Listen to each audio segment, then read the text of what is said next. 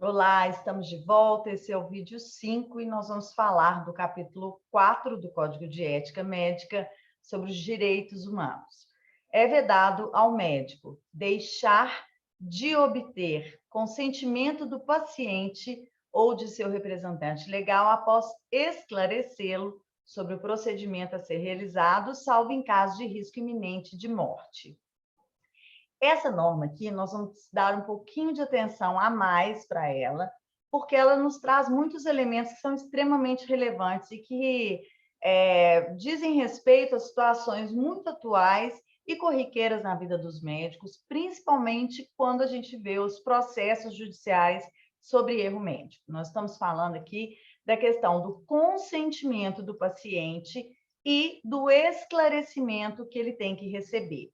Essas normas, elas estão previstas no Código de Defesa do Consumidor. Não que o Código de Ética extraia de lá necessariamente essa conduta, né, enquanto ética, mas sim, com certeza, há uma coincidência, né, na necessidade de o profissional médico esclarecer e ter o consentimento do seu paciente.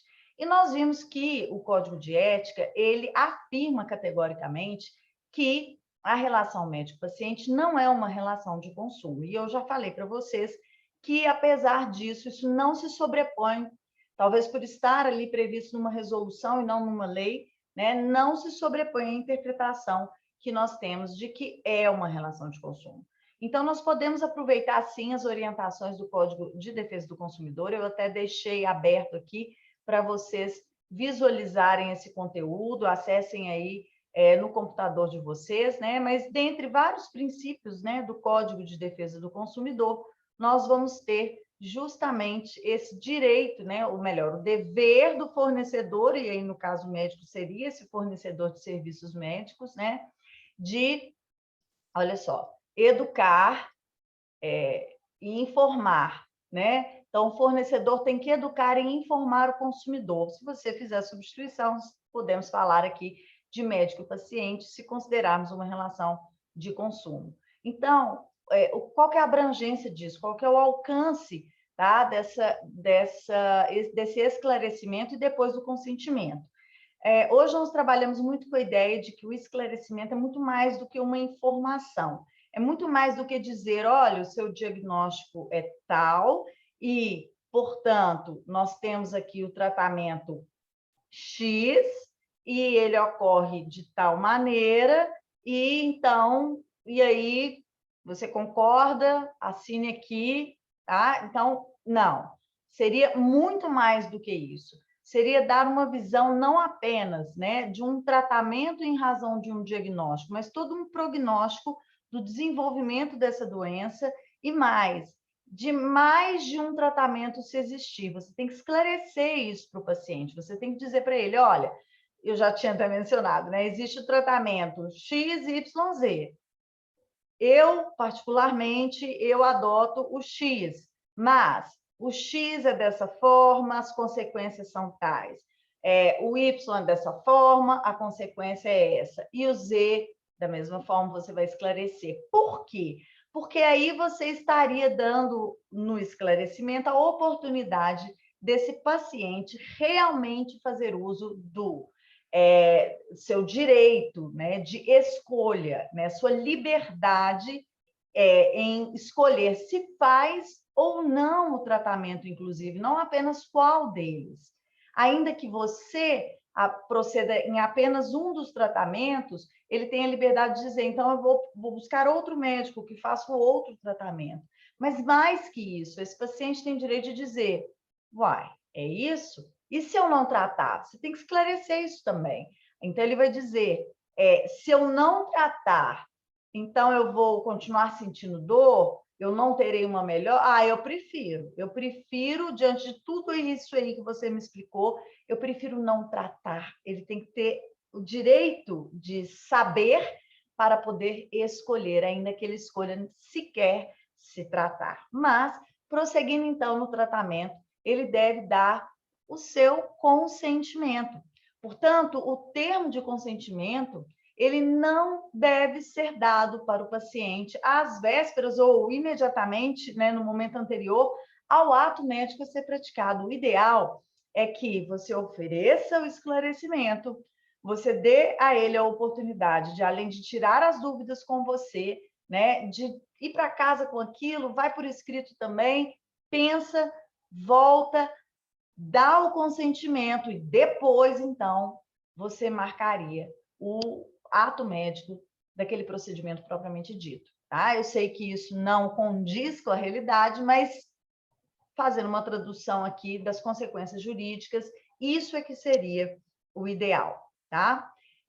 Bem, artigo 23, tratar o ser humano sem civilidade ou consideração, desrespeitar sua dignidade ou discriminá-lo de qualquer forma ou sob qualquer pretexto. No direito penal, a gente fala muito da questão da dignidade, né? O como tratar o ser humano, comparando.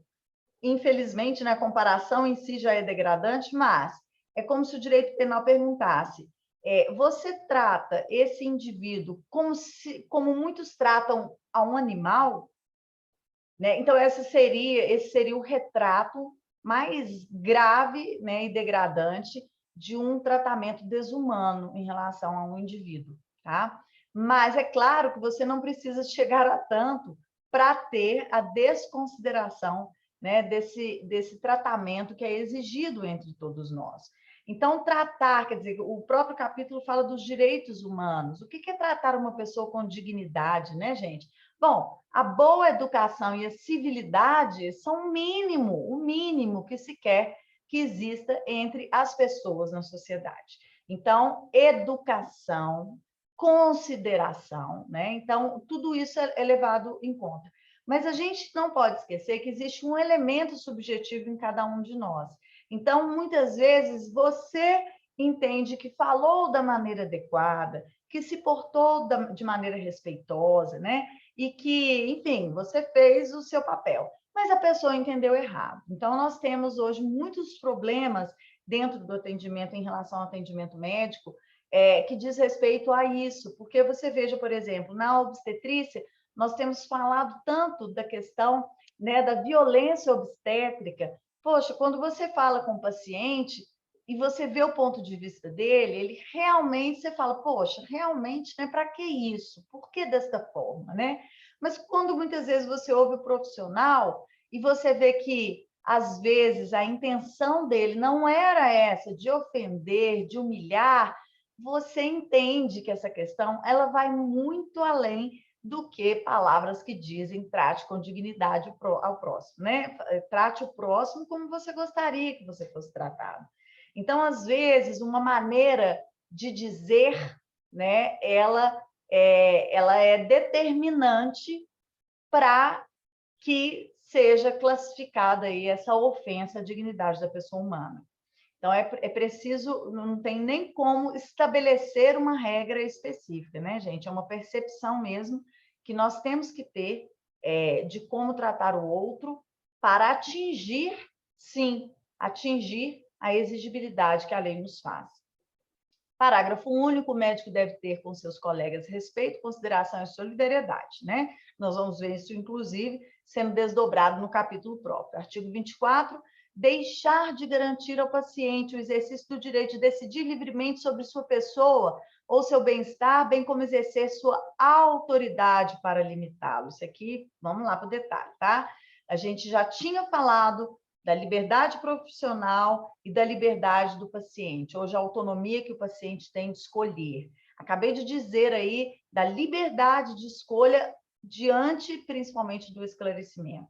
Você só dá ao paciente uma liberdade real se você esclarece o máximo possível para ele, tá? Mas é mais do que isso. Então, na medida em que hoje um paciente ele pode dizer, eu não quero ser tratado assim, eu digo da aplicação mesmo, né, da conduta terapêutica, eu não quero esse procedimento, eu não quero essa medicação. De outro lado, tem o dever do profissional de cuidar daquele indivíduo, da saúde dele, né, e de primar pela melhor medicina que ele puder aplicar. Então, muitas vezes pode haver um consenso. tenha em sua mente que o divisor aí de águas, né, vai ser justamente a questão de em que condição esse paciente se encontra.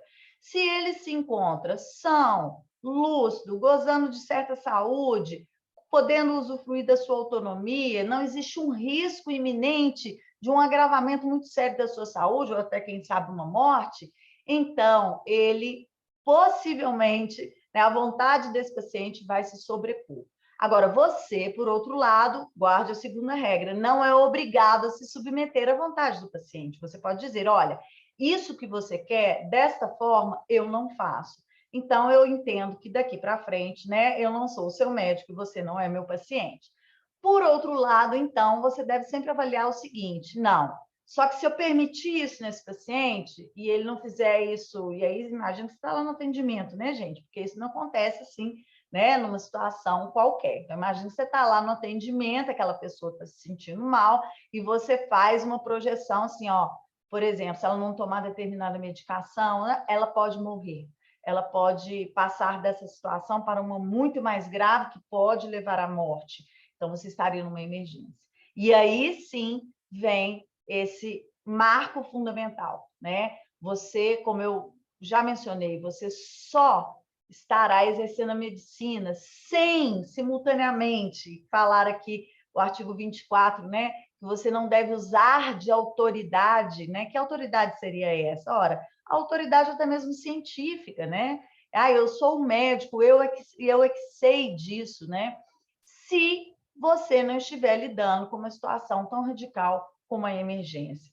Tá? Então, na emergência, eu até costumo brincar, né? Você fica lá esperando o paciente, tem um agravamento de saúde, porque ele se nega a um tratamento, né? E aí ele vai ter um agravamento de saúde? Pode ser que tenha. Quando ele tiver, você, via de regra, se é mesmo uma emergência, você passa a ter o dever de agir, né? Em benefício desse indivíduo, né? Então, a gente tem assim, que desdobrar isso mais em outros momentos, mas, em linhas gerais, é isso. Artigo 25, deixar de denunciar prática de tortura ou de procedimentos degradantes, desumanos ou cruéis, praticá-las, bem como ser conivente com quem as realize, ou fornecer meios, instrumentos, substâncias ou conhecimentos que as facilitem.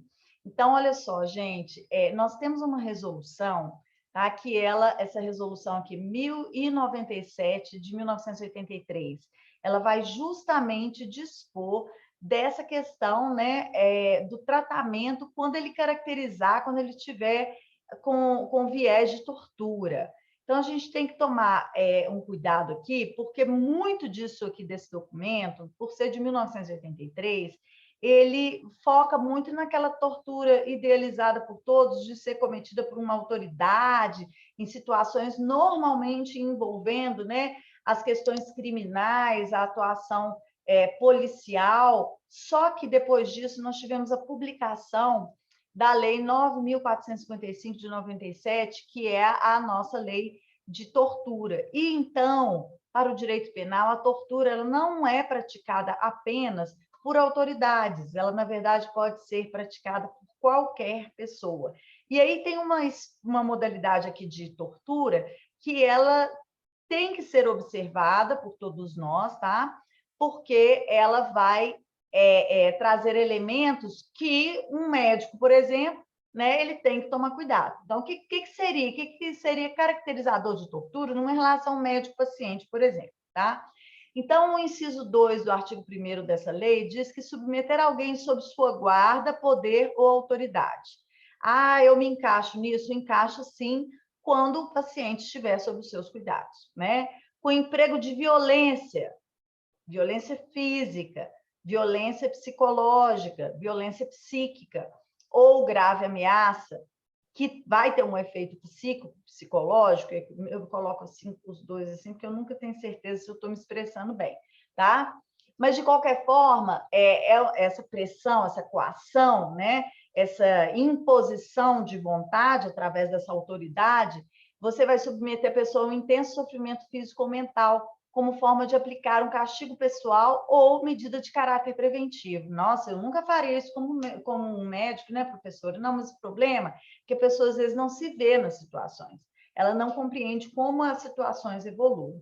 O que acontece? Você vai dizer assim, eu não queria causar o sofrimento. Mas a primeira pergunta é, causou?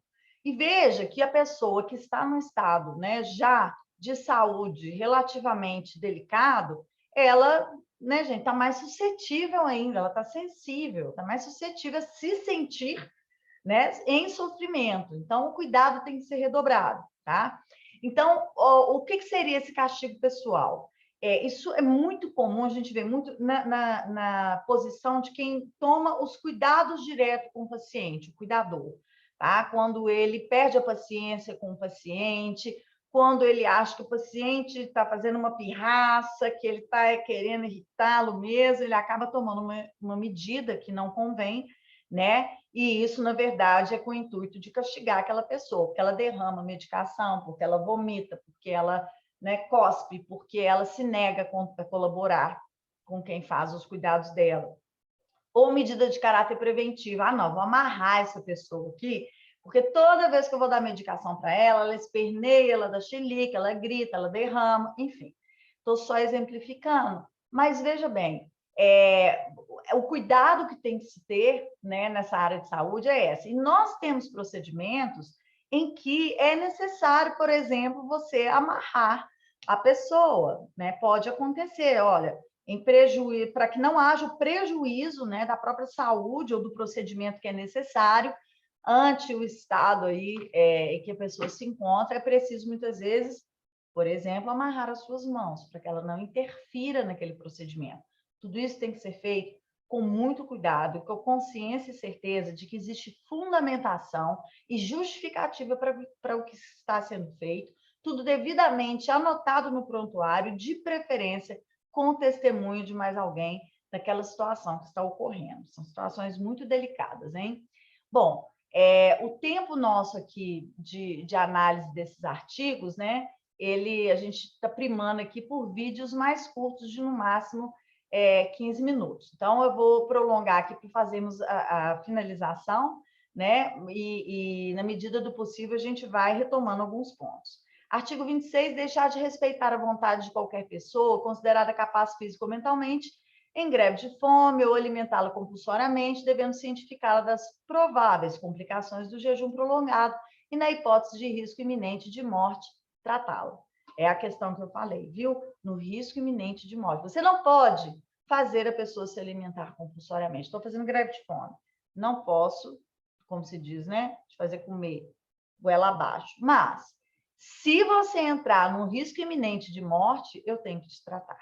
Então, esteja atento, né? Ah, não, eu vou proceder dessa forma porque essa pessoa ela está sendo inconsequente, ela vai ter um agravamento de saúde, depois vai ser pior. Não, você sempre terá que esperar. Não que você queira o agravamento de saúde, mas o agravamento de saúde, o iminente risco de morte, é que é um marco, né, delimitador aí dos limites que você tem que observar. Artigo 27, desrespeitar a integridade física e mental do paciente ou utilizar-se de meio que possa alterar sua personalidade ou sua consciência em investigação policial ou de qualquer outra natureza. Então, aqui tem a ver muito com a questão mesmo do colaborar com aquilo que a gente já falou, do que eles consideram a tortura e, portanto, fizeram até uma regulamentação sobre isso em 83. Desrespeitar o interesse e a integridade do paciente em qualquer instituição na qual esteja recolhido, independentemente da própria vontade. Isso aqui é outro cuidado que tem que se ter, né? Tem toda uma legislação hoje a respeito disso, né? A questão do como você conduz pacientes, né, que estejam recolhidos em instituições. E quando ele fala independentemente da própria vontade, é que é o grande detalhe a ser cuidado, tá, gente? Tem toda uma legislação para aquelas internações, por exemplo, em que o paciente se recusa, mas ainda assim ele tem que ser internado. Então, busquem conhecer e observar a legislação com rigor. Caso ocorram quaisquer atos lesivos à personalidade física ou mental dos pacientes confiados ao médico, este estará obrigado a denunciar o fato à autoridade competente e ao Conselho Regional de Medicina, né? Então, se você também passa a ter conhecimento dessa situação, é um dever seu primar, né, pela manutenção desse paciente dentro de um estado de respeito às suas condições. Artigo 29, participar direta ou indiretamente da execução de pena de morte. Pena de morte é constitucionalmente proibida, né, no nosso Estado de direito e, obviamente, né, ainda que não fosse na modalidade pena de morte, de forma alguma qualquer médico pode participar, né, de forma intencional da promoção da morte de ninguém. O princípio é o contrário. Devemos primar pela vida, a interferência, ainda que contra a vontade do paciente, é para salvar a sua vida.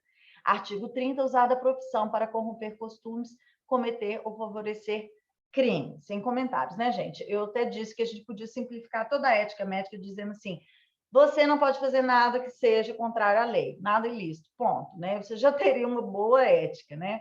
Mas é claro que o desdobramento ele é necessário porque não conhecemos de todas as leis, né?